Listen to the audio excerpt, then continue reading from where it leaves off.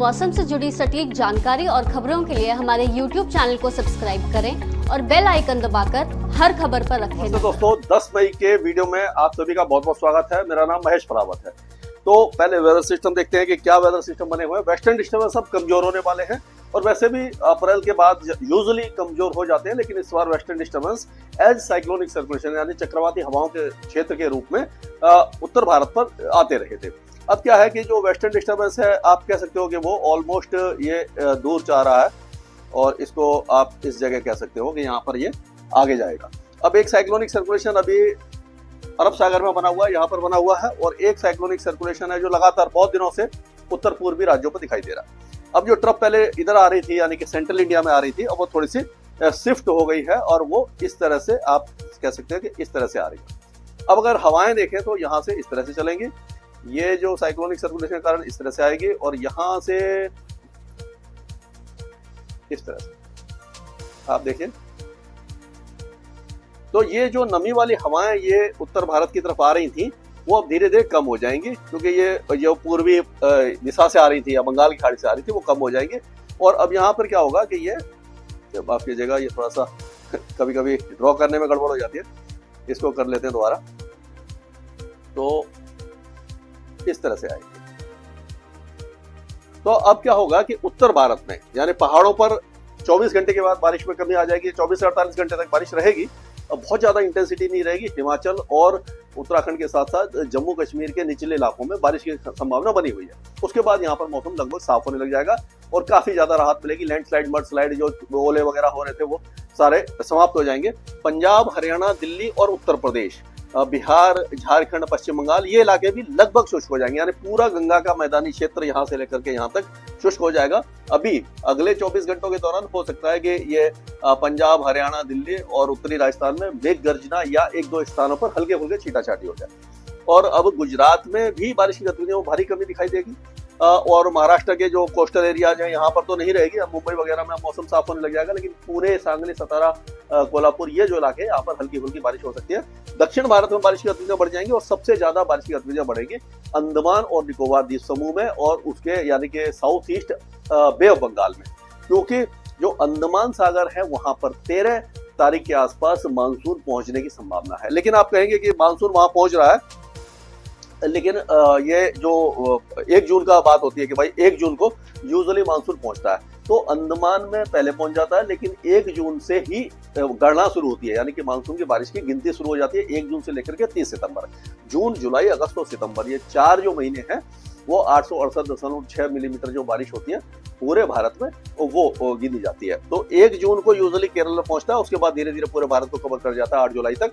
लेकिन ये अंडमान में अगर पहले पहुंचता है तो जरूरी नहीं कि ये केरल में जल्दी पहुंच जाए, उसके लिए हमें इंतजार करना पड़ेगा, उसके बारे में अपडेट होता रहेगा। अब देखते हैं कि तापमान कैसे रहे हैं। तो टेम्परेचर जो आपने देखा होता कि जो 30 डिग्री के नीचे आ गए थे गुजरात में, अब फिर से बढ़ने लगे हैं, मिड 30s में आ गए हैं। और उसी तरह से दिल्ली एनसीआर में भी टेम्परेचर बढ़ गए हैं। गर्मी और उमस माफ कीजिएगा, जो उमस है वो अब बढ़ने लगी है, क्योंकि नमी है। ऑलरेडी कई इलाकों में बारिश वगैरह हो चुकी है, तो एटमॉस्फेयर में बहुत ज्यादा नमी है और जैसे ही तापमान बढ़ते हैं तो डिस्कम्फर्ट बढ़ जाता है, यानी गर्मी और जो उमस का जो होता है एक तरह से वेट वाइट टेम्परेचर बढ़ने लग जाता है। इसीलिए पसीना ज्यादा आता है, गर्मी ज्यादा फील होती है, यानी मानसून के समय जो मौसम होता है उस तरह का मौसम आ गया है। लेकिन अब धीरे धीरे 2-4-5 दिनों में पूरा जो उत्तरी हवाएं चलेंगी या उत्तर पश्चिमी हवाएं चलेंगी उससे मौसम सूख जाएगा, गर्मी बढ़ जाएगी, लेकिन उमस से आपको छुटकारा मिल जाएगा। तो ये टेम्परेचर आप देखिए ज्यादातर इलाकों में अभी भी 40 के नीचे है। ये उत्तर प्रदेश के और मध्य प्रदेश के कुछ इलाकों में यहाँ पर तेलंगाना वगैरह में 40 से ऊपर बने हुए हैं। देख लेते हैं कि पहले 10 टेम्परेचर कैसे हैं।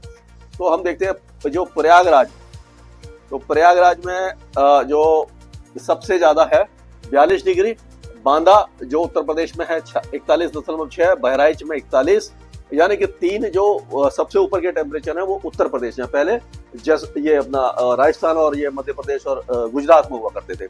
जैसलमेर में 41 है, वाराणसी में 41 है, गया में 40.8 है, मदुरई में 40.6 है, नागपुर में भी 40.6 है और उसी तरह से रंटा चिंटला में 40.6, मतलब कि संबलपुर तक। ये आप देखो यहाँ से लेकर के पूरा मदुरई, नागपुर, चंचला और संबलपुर, ये सारे 40.6 हैं।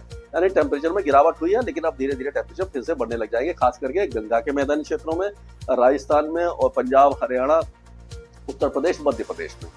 अब देखते हैं कि अभी तक कैसा ये प्री मानसून कैसा रहा है।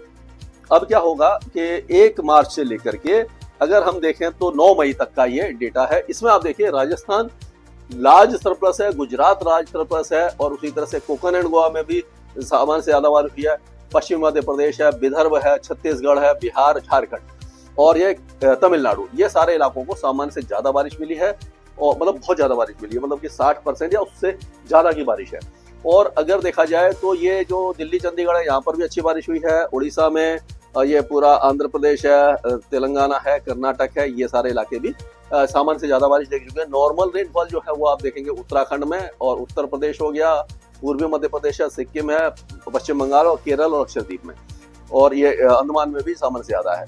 सबसे ज्यादा कमी जो है वो आप देखिए मराठवाड़ा, मध्य महाराष्ट्र, और ये 7 सिस्टर्स है, असम, मेघालय, अरुणाचल प्रदेश, नागालैंड, मणिपुर, मिजोरम और त्रिपुरा, ये इसमें बारिश बहुत कम हुई है। उसी तरह से जम्मू कश्मीर, लद्दाख और पंजाब, ये और हिमाचल प्रदेश, यहाँ पर भी बारिश सामान्य से कम हुई है। बारिश तो आप देख रहे हैं हिमाचल प्रदेश में हो रही है, लेकिन जितनी होनी चाहिए उससे कम हुई है। तो ये अभी तक का आंकड़ा है।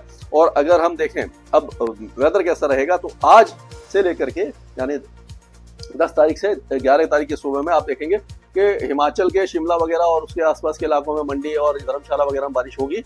उसी तरह से उत्तराखंड के कई इलाकों में पैचेस में रेन होगी, तेज बारिश होगी। उसी तरह गिलगित बाल्टिस्तान, मुजफ्फराबाद, लद्दाख और जम्मू कश्मीर में हल्की से मध्यम बारिश होगी।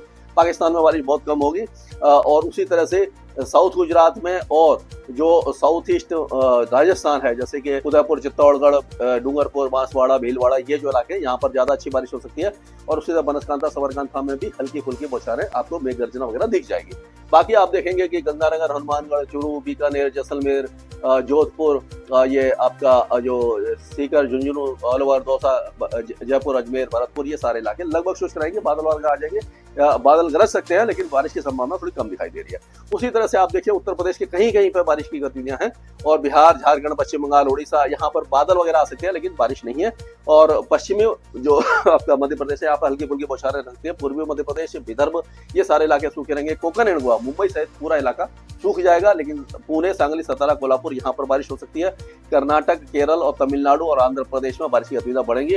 अंडमान में धीरे धीरे बढ़ना शुरू हो जाएगी। अगर देखें तो ये इसमें आप देखेंगे कि ये जो बारिश है, इसमें देख लेते हैं तो ये देखिए यहाँ पहाड़ों पर बहुत कम हो जाएगी, लेकिन ये पंजाब, हरियाणा में कल यानी 11 तारीख को थोड़े बहुत बादल वगैरह आ सकते हैं, पूर्वी राजस्थान में आ सकते हैं। इस तरह का वेदर रहेगा। गुजरात में कम हो जाएगी, महाराष्ट्र में फिर से शुरू हो जाएगी, विदर्भ, मराठवाड़ा, ये सारे इलाकों में।